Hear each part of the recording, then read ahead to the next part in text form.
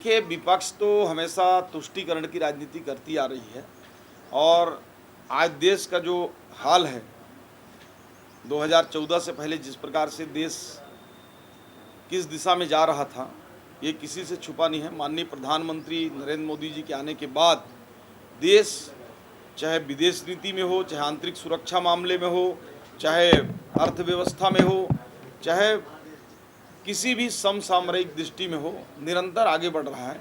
क्योंकि मुस्लिम भी हमारे देश के नागरिक हैं और उनके लिए भी बराबर का अधिकार देना माननीय प्रधानमंत्री जी का लक्ष्य है। और आपने देखा होगा कि विपक्ष बहुत विरोध की ट्रिपल तलाक का, लेकिन हमारी मुस्लिम बहनों को एक बराबर का अधिकार ट्रिपल तलाक ख़त्म होने से मिला।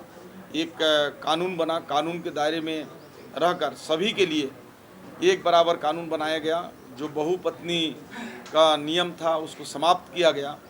तो इस प्रकार से इसका भी विरोध किया गया था। और चूँकि अब वक्फ बोर्ड बहुत पुराना नियम बना हुआ था और वर्तमान परिवेश में नए नियम की आवश्यकता थी, जिसमें हमारी महिलाओं को भी, जो बहनें हैं उनको भी इसमें रखने की बात कही गई है, ताकि महिलाओं से संबंधित उनके भी डेवलपमेंट विकास के लिए बात हो सके।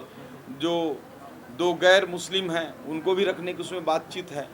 तो इस प्रकार से चूँकि भारत एक धर्मनिरपेक्ष राष्ट्र है, इस बात की पैरवी कांग्रेस और अन्य विपक्षी दल बड़ी तेज़ी से अन्य प्लेटफॉर्म पर करते हैं।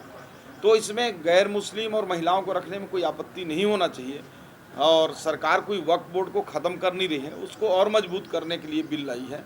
और सदन में 8 घंटे की चर्चा भी होगी, उसमें सभी पक्ष और विपक्ष के लोग अपनी बातों को रखेंगे। तो मुझे नहीं लगता कि किसी प्रकार का इसमें कोई दोष है।